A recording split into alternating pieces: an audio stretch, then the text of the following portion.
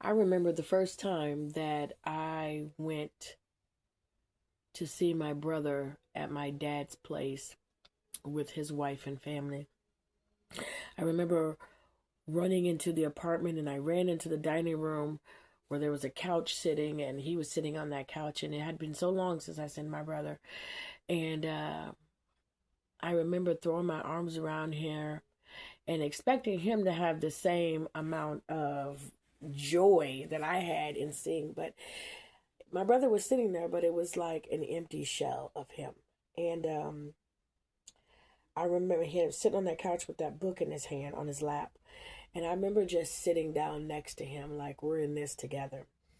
My stepmom was not a nice stepmom. She was very mean to us, my brother and I. Now, to her kids, no, there was no one else in the world that can hold a candle to her children. Um, and I remember that weekend that I spent with my dad, which turned into like 2 weeks. I remember her taking me into the bathroom.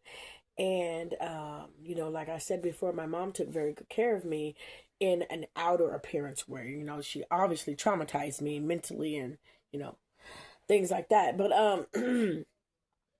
my hair was long, my ponytails were really long, and she took me into the bathroom and she took my ponytail out like this, and she took the scissors and she put it right there next to the other side of the rubber band, and she just cut my ponytails off.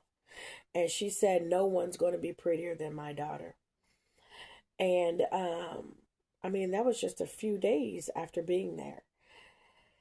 And so that was just the beginning of the things that she would do to my brother and I that was just unnecessary.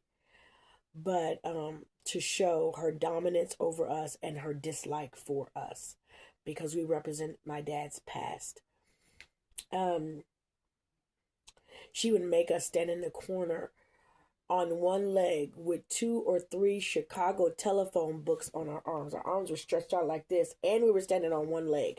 And she would put those telephone books on top of each other and make us stand there for hours. And if we dropped our foot to, if we lost balance or whatever have you, oh, the abuse, the things that she would do.